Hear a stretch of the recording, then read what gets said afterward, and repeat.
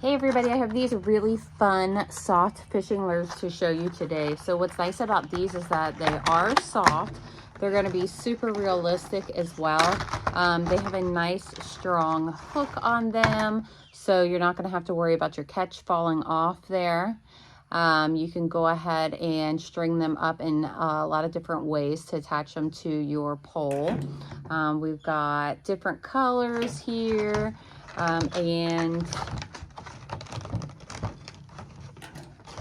these are going to be great. We're going to go fishing today, and we will be able to use these lures here and hopefully catch something awesome.